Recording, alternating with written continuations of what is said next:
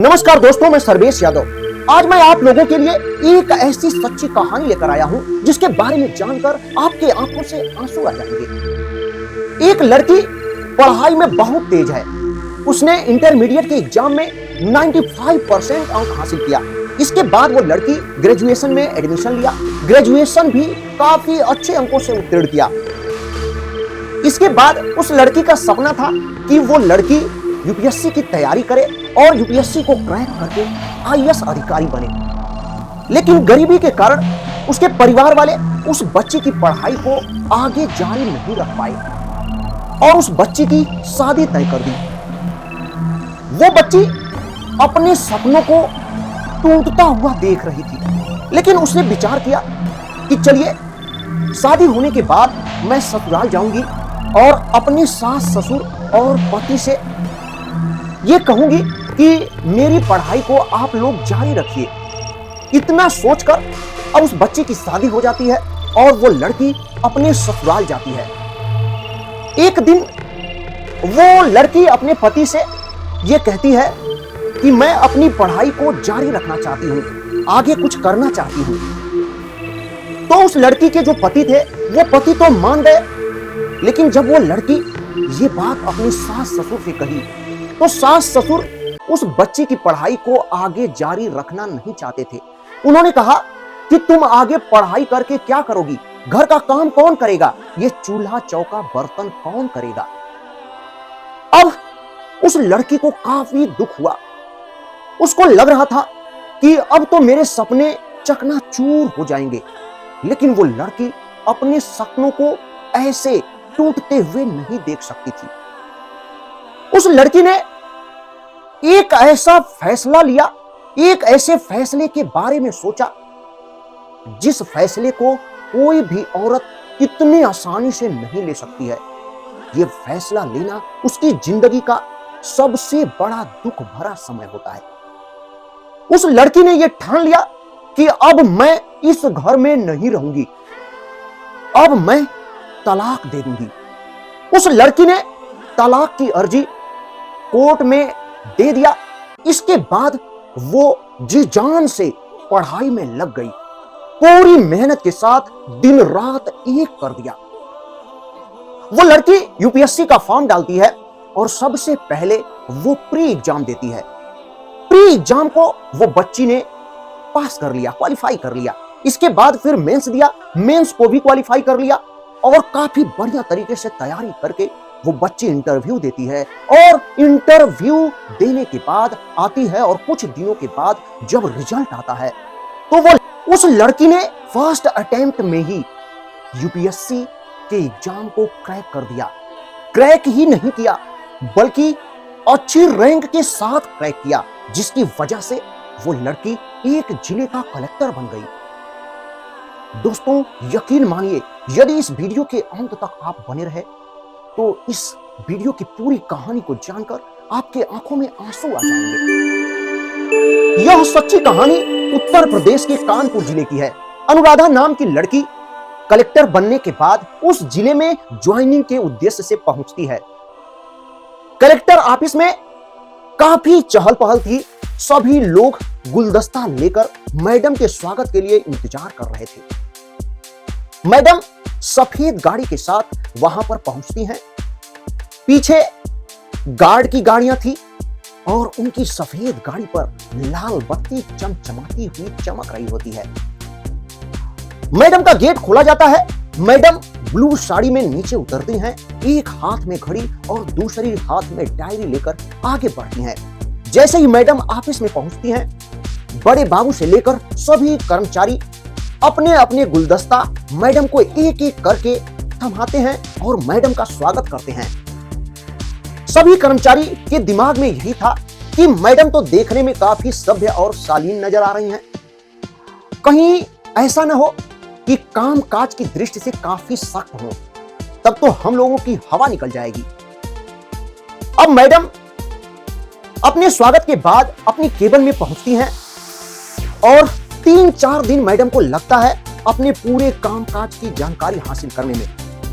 इसके बाद एक दिन मैडम 10 बजे अपनी ऑफिस में पहुंची और अपनी केबिन में न जाकर सीधे हॉल में पहुंचती हैं और सभी लोगों को, अपने सभी कर्मचारियों को गुड मॉर्निंग बोलती हैं। इसके बाद सभी लोगों का अभिवादन स्वीकार करती हैं। इस तरीके से मैडम अपने सभी कर्मचारियों को सहज करने की कोशिश करती हैं।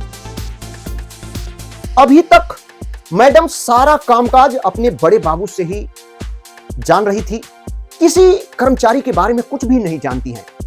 अगले दिन सभी कर्मचारियों का परिचय लेना चाहती थी और बड़े बाबू एक एक करके सभी कर्मचारियों का परिचय करवाते हैं, सबके बारे में बताते जाते हैं। लेकिन जब प्रेम सिंह सैनी की बात आती है तो मैडम बड़े बाबू को रोक देती हैं और कहती हैं कि इनका परिचय आप न करवाइए, इन्हें खुद ही अपना परिचय देने दीजिए। तो प्रेम सिंह सैनी अपनी जगह पर खड़े होते हैं। मैडम, मैं प्रेम सिंह सैनी हूं और मैं इस ऑफिस में क्लर्क हूं। इतना कहकर जैसे ही मैडम आगे बढ़ती हैं, ये वहां से तुरंत निकल जाते हैं, ऐसा मानो कि गुस्से से बाहर गए हों। ये बात बड़े बाबू और सभी कर्मचारियों को अच्छी नहीं लगी। इसके बाद प्रेम सिंह घर जाकर बड़े बाबू को फोन करते हैं कि मेरी तबीयत खराब होने की वजह से मैं 3 से 4 दिन ऑफिस नहीं आ पाऊंगा। अब सभी कर्मचारी मैडम से घुल मिल गए थे। सभी लोग अपनी किसी तरीके की समस्या को मैडम के सामने बिना डर के रख दे रहे थे। लेकिन जो प्रेम सिंह जी थे वो मैडम के सामने आते ही नजर झुका लेते थे और मैडम से बात करते समय वो काफी ज्यादा हिचकिचाते थे। इधर मैडम 3-4 दिन से लगातार प्रेम सिंह सैनी को देख नहीं पा रही थी, तो वो बड़े बाबू को बुलाती हैं और उनसे पूछती हैं कि इधर प्रेम सिंह जी 3-4 दिनों से दिखाई नहीं दे रहे हैं। तो बड़े बाबू कहते हैं कि प्रेम सिंह इस समय छुट्टी पर हैं। तो मैडम बड़े बाबू से पूछती हैं कि क्या प्रेम सिंह ने कोई आवेदन दिया था छुट्टी का? तो बड़े बाबू कहते हैं कि नहीं मैडम। तो मैडम तुरंत बड़े बाबू से कहती हैं कि आप प्रेम सिंह को बुलवाइए और हमारे ऑफिस में भेजिए।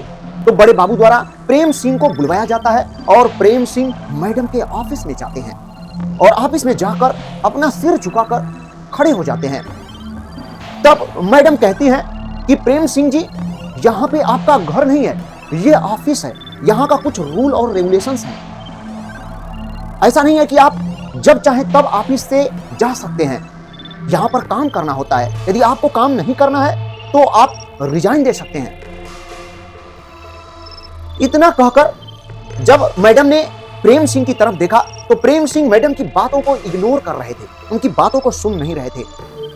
तो इस पर मैडम और गुस्सा हो जाती हैं और कहती हैं, प्रेम सिंह सैनी जी, मैं देख रही हूं कि आप मेरी बातों को इग्नोर कर रहे हैं। तब प्रेम सिंह अपना सिर उठाकर कहते हैं कि मैं किसी व्यक्ति विशेष का नौकर नहीं हूं कि मैं उनकी मर्जी से आऊं और जाऊं। मैं सरकार का सेवक हूं। मेरी अभी छुट्टी बची थी तो मैंने छुट्टी ले लिया, और रही बात आवेदन की तो मैंने मेल पर भेज दिया है आवेदन। इतनी बात कहकर फिर गुस्से से प्रेम सिंह सैनी मैडम के केबिन से निकलते हैं और बाहर चले जाते हैं। तब मैडम बड़े बाबू को बुलाकर पूछती हैं कि क्या कोई बात नहीं है, क्यों प्रेम सिंह सैनी इतना गुस्से में रहते हैं? तब बड़े बाबू कहते हैं कि मैडम, प्रेम सिंह सैनी यहां पर लगभग 2 साल से कार्यरत हैं और इनकी यहां पर ना ही किसी से दुश्मनी है और सबसे ये काफी मिलजुल कर रहते हैं और अपने काम के प्रति भी काफी समर्पित रहते हैं। और इस समय पता नहीं क्यों इनके व्यवहार में ऐसा क्या हो गया है। उसी ऑफिस में एक अधिकारी रहता था जिसे लोग सभी कर्मचारी वर्मा साहब कहकर बुलाते थे। उसका काम था टेंडर पर कमीशन कमाना और उसके बिना सिग्नेचर के कोई भी टेंडर वहां से आगे नहीं बढ़ता था। मैडम से पहले जो भी कलेक्टर आए थे उनसे ये मिलजुल कर खूब कमीशन कमाता था और मोटी कमाई करता था। मैडम को जब ये बात पता चली तो उन्हें अच्छा नहीं लगा। मैडम वर्मा पर नकेल कसना शुरू कर दी। एक दिन की बात है कि नदी का एक टेंडर आया और मैडम ने जब उस टेंडर को देखा तो उन्हें इसमें कुछ गलत लग रहा था। मैडम ने उस टेंडर को रिजेक्ट कर दिया। वो टेंडर वर्मा के अप्रोच से आया था। वर्मा को यह बात अच्छी नहीं लगी। मैडम अपने केबिन में थी, वर्मा बाहर सभी कर्मचारियों के सामने मैडम को खूब भला बुरा कह रहा था। सभी कर्मचारी लोग चुपचाप सुन रहे थे, लेकिन प्रेम सिंह सैनी को यह बात अच्छी नहीं लगी। प्रेम सिंह सैनी तुरंत वर्मा से कहते हैं, वर्मा जी ये आप अच्छा नहीं कर रहे हैं, आप मैडम के बारे में ऐसे कैसे बोल सकते हैं? मैडम जी हम लोगों की अधिकारी हैं। इतना सुनकर वर्मा प्रेम सिंह पर भी उखड़ गया, उनको भी उल्टा सीधा बोलने लगा और बात आगे बढ़ गई, बात हाथापाई तक पहुंच गई। तब तक सभी कर्मचारी मिलकर मामले को किसी किसी तरीके से शांत किया। ऑफिस में इतना शोर शराबा सुनकर मैडम अपनी केबिन से बाहर आती हैं। मैडम को बाहर देखकर सभी कर्मचारी चुपचाप अपने अपने स्थान पर बैठ गए, मानो जैसे कुछ हुआ ही नहीं है। तभी मैडम बड़े बाबू को अपने केबिन में बुलाती हैं और बुलाकर उनसे पूछने लगती हैं कि आखिर बाहर क्या हुआ था, इतना शोर शराबा क्यों हो रहा था। तो बड़े बाबू मैडम को बताने लगते हैं कि मैडम जो आप टेंडर रिजेक्ट कर दी हैं उसी की वजह से वर्मा काफी गुस्से में है, वो आपको बाहर उल्टा सीधा बोल रहा था। तो प्रेम सिंह को ये बातें अच्छी नहीं लगी। प्रेम सिंह ने तुरंत खड़ा होकर वर्मा का विरोध किया, जिसकी वजह से वर्मा ने तुरंत प्रेम सिंह को भी उल्टा सीधा बोलने लगा और उनसे मार करने के लिए तैयार हो गया। तो इतनी बात पर मैडम बड़े बाबू को कहती हैं कि आप बाहर जाइए और प्रेम सिंह को अंदर ऑफिस में भेजिए। अब बड़े बाबू बाहर जाते हैं और प्रेम सिंह को तुरंत ऑफिस के अंदर भेजते हैं मैडम के पास। प्रेम सिंह तुरंत ऑफिस में आते हैं और मैडम के पास पहले की तरह ही जैसे पहले रहा करते थे अपने सिर को झुका लेते हैं और सिर झुकाकर पूछते हैं कि मैडम क्या हुआ है। तो इस बात पर मैडम गुस्से में कहती हैं कि आप क्या मजाक बना चुके हैं, यहाँ पर ना ही आपका घर है ना ही रोड है, ये ऑफिस है, यहाँ का कुछ रूल रेगुलेशन है, यहाँ पर आप काम करने आए हैं, यहाँ पर झगड़ा करने नहीं आए हैं। अभी चाहूं तो मैं आपको सस्पेंड कर सकती हूं। इतनी बात सुनकर गुस्से में प्रेम सिंह अपना सिर उठाकर बोलते हैं, मैडम आप भले ही मुझे सस्पेंड कर दें या मेरा ट्रांसफर कर दें, भले ही हम दोनों का तलाक हो चुका है, लेकिन अब भी मैं आपको अपनी पत्नी ही मानता हूं। आपके बारे में यदि कोई भला बुरा कहेगा तो मैं बर्दाश्त नहीं कर सकता हूं। इतनी बात कहकर प्रेम सिंह सैनी तुरंत ऑफिस से बाहर चला जाता है। अब मैडम अपनी केबिन को अंदर से लॉक करते हैं और उनकी आंखें डबडबा जाती हैं और अपने केबिन में ही रोने लगती हैं। दोस्तों हम आपको बता देते हैं कि ये वही प्रेम सिंह सैनी है, ये वही लड़का है जिनसे अनुराधा मैडम की शादी हुई थी और अनुराधा नाम की लड़की इसी लड़के को तलाक देकर चली गई थी और यूपीएससी की तैयारी करने लगी। तो ये वही प्रेम सिंह सैनी वही लड़का है। प्रेम सिंह सैनी और कलेक्टर मैडम एक दूसरे से बातचीत करना चाह रहे थे, लेकिन समय वैसा मिल ही नहीं पा रहा था। एक दूसरे से कुछ कहना और सुनना चाह रहे थे, लेकिन ऐसा मौका आ ही नहीं रहा था। समय धीरे धीरे बीतता चला गया। 1-2 महीने बीते कि तभी मैडम के पास फोन आया कि कैबिनेट मंत्री मैडम के ऑफिस को, मैडम के कार्यप्रणाली को चेक करना चाहते हैं। तो अब मैडम ने अपने सभी कर्मचारियों को तैयार कर दिया, मीटिंग बुलाई, सबसे बातचीत की कि कल कैबिनेट मंत्री जी आने वाले हैं, आप सभी लोग अपनी तैयारी पूरी कर लीजिए, सब कुछ तैयार कर लीजिए, सारे कागज पेपर अपडेट होने चाहिए। तो इस तरीके से सभी कर्मचारी अपने आप को तैयार कर लिए, सारी चीजें, सारा ऑफिस एकदम वेल मेंटेन हो चुका था। अब सभी लोग अगले दिन आते हैं और मैडम ने यहां तक कहा था कि कल सभी लोगों को ऑफिस आना अनिवार्य है। मैडम और सभी कर्मचारी टाइम से आधा घंटा पहले ही ऑफिस पर पहुंच चुके थे, सारी तैयारियां हो चुकी थी। अब कैबिनेट मंत्री को आने में मात्र आधे घंटे बचे थे। मैडम ये देख रही थी कि क्या सभी लोग उपस्थित हैं ना। इसी बीच मैडम की आंखें ढूंढने लगी प्रेम सिंह सैनी को, लेकिन प्रेम सिंह सैनी तो कहीं दिख ही नहीं रहा था। बड़ी कोशिश की मैडम ने, लेकिन प्रेम सिंह सैनी कहीं भी दिखाई नहीं दे रहे थे। तब मैडम ने बड़े बाबू को बुलाया और पूछा, क्या आप प्रेम सिंह सैनी को देखे? तो बड़े बाबू कह रहे हैं कि प्रेम सिंह सैनी तो मुझे भी कहीं नजर नहीं आए। तो मैडम ने बड़े बाबू से कहा, जरा पता करिए कि प्रेम सिंह सैनी आखिर अब तक कहां रह गए। तो बड़े बाबू ने फोन किया तो फोन पर पता चला कि रात में कुछ गुंडे आए थे और प्रेम सिंह सैनी को बुरी तरीके से पीटे हैं और प्रेम सिंह सैनी किसी प्राइवेट हॉस्पिटल में इस समय भर्ती है। अब ये बड़े बाबू पूरी बात मैडम को बताते हैं। मैडम सोच में पड़ जाती हैं कि आखिर ये कैसे हुआ। तब उनके दिमाग में आता है कि हो सकता है कि बर्मा के कुछ गुंडे हों, वही आए हों और उन्होंने ही प्रेम सिंह जी की पिटाई की है। तो ये सोचकर अब मैडम अपने ड्राइवर को बुलाती हैं और कहती हैं कि आप तुरंत गाड़ी निकालिए और हम किसी काम से जा रहे हैं। ये बात सुनकर बड़े बाबू और सभी कर्मचारी एकदम से सकपका जाते हैं और बड़े बाबू कहते हैं कि मैडम, अभी 15 से 20 मिनट के अंदर कैबिनेट मंत्री आने वाले हैं। यदि आपको एब्सेंट पाएंगे तो हम लोगों को भी डांट सुननी पड़ेगी और हो सकता है आपको भी कुछ भला बुरा कहें। लेकिन मैडम बड़े बाबू से कहती हैं कि जो भी हो, लेकिन हमें यहां से अभी तुरंत जाना बहुत जरूरी है और आप लोग देख लीजिएगा, कोशिश करिएगा सब कुछ अच्छी तरीके से बीते। इतना कहकर मैडम तुरंत अपनी गाड़ी में बैठती हैं और सीधे उस हॉस्पिटल पर पहुंचती हैं जहां पर प्रेम सिंह सैनी हॉस्पिटल में बंद थे।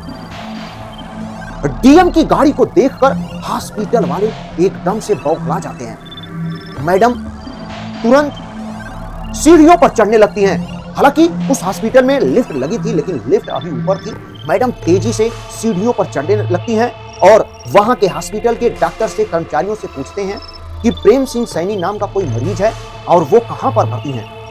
तो सभी डॉक्टर मैडम के आसपास लग जाते हैं, उनके आगे पीछे लग जाते हैं और ले जाने की कोशिश करते हैं कि मैडम को सीधे प्रेम सिंह के पास लेकर जाती हैं। प्रेम सिंह आईसीयू वार्ड में भर्ती थे, वो बेहोश थे, उन्हें किसी तरीके का कुछ भी पता नहीं था। मैडम जाती हैं और प्रेम सिंह की हालत को देखकर रोने लगती हैं और कहती हैं, वहां के डॉक्टरों से अपने आप को संभाल कर वहां के डॉक्टरों से कहती हैं कि आप लोग प्रेम सिंह को काफी बढ़िया तरीके से ट्रीटमेंट कीजिएगा और इनका जितना हो सके उतना अच्छे तरीके से ख्याल रखिएगा। इतनी बात कहकर मैडम हॉस्पिटल से निकलती हैं, अपनी गाड़ी में बैठती हैं और तुरंत अपनी ऑफिस में पहुंचती हैं। जैसे मैडम अपनी ऑफिस में पहुंचती हैं, वहां पर देखती हैं कि मंत्री जी जा चुके हैं। मैडम जब अपने बड़े बाबू से मिलती हैं तो बड़े बाबू कहते हैं, मैडम आप नहीं थी, मंत्री जी काफी नाराज होकर गए हैं, काफी हम लोगों को डांटे हैं और आपको भी उल्टा सीधा बोले हैं। मैडम ने बड़े बाबू से कहा कि कोई बात नहीं, मंत्री जी ने अपना काम किया, हम भी अपना काम किए हैं और अपने काम को ईमानदारी से करके वापस आ गए। इतनी बात कहने के बाद मैडम और सभी कर्मचारी अपने अपने काम में व्यस्त हो जाते हैं। मैडम भी अपने काम में व्यस्त हो जाती हैं, जिसकी वजह से मैडम अब वो वहां पर यानी प्रेम सिंह के पास नहीं जा पा रही। फिर भी मैडम उस हॉस्पिटल के डॉक्टरों को फोन करके प्रेम सिंह की हालचाल लिया करती थी। कभी कभी अपने किसी कर्मचारी को वहां भेजा करती थी और प्रेम सिंह की स्थिति का जायजा लिया करती थी। इस तरीके से 8 से 10 दिन बीत जाते हैं। अब प्रेम सिंह सैनी अपने आवास पर जहां वो रहते थे वहां पर पहुंच जाते हैं। तो मैडम एक दिन शाम को अपने ड्राइवर को बुलाती हैं और कहती हैं, गाड़ी निकालिए और हम जहां बताते हैं वहां पर हमको ले चलिए। मैडम अपनी गाड़ी में बैठती हैं और सीधे प्रेम सिंह के आवास पर पहुंचती हैं, जहां प्रेम सिंह इस समय हॉस्पिटल से आने के बाद रह रहे थे। अब मैडम अपने गार्ड और अपने ड्राइवर को नीचे ही रुकने के लिए कहती हैं और अपने प्रेम सिंह के आवास में प्रवेश कर जाती हैं। अभी भी प्रेम सिंह के शरीर पर कहीं कहीं पट्टियां बंधी हुई थी, घाव के जख्म अभी भी थे, दर्द अभी भी हो रहा था प्रेम सिंह को। प्रेम सिंह जैसे ही अपने बिस्तर से ही टेबल पर रखी दवा को उठाने की कोशिश करते हैं, तभी अनुराधा मैडम वहां पे पहुंचती हैं और दौड़कर उस दवा को अपने हाथों से प्रेम सिंह को पिलाती हैं। और दोस्तों, अनुराधा मैडम और प्रेम सिंह के बीच बातें होने लगती हैं और अनुराधा मैडम पूछती हैं कि आपके बीवी और बच्चे कहां हैं। तो प्रेम सिंह तुरंत बताते हैं कि आपके जाने के बाद तो अभी तक हमने शादी ही नहीं किया, हमने तो आप ही को अपनी पत्नी मान लिया था और आज तक आप ही को अपनी पत्नी मानता हूं। तब अनुराधा मैडम भी कहती हैं कि भले हमने आपको तलाक दे दिया अपने कैरियर को देखते हुए, लेकिन हमने भी फैसला कर लिया था कि हम आगे जब भी मिलेंगे तो आपसे ही मिलेंगे और आपसे ही फिर से शादी करेंगे। और यही हुआ दोस्तों। दोनों के आंखों में खुशी के आंसू झलक रहे थे और दोनों एक दूसरे को गले लगाते हैं। और अब अनुराधा मैडम प्रेम सिंह के आवास पर ही रहने लगती हैं और उनका ख्याल रखती हैं और अपने ऑफिस जाती हैं वहीं से।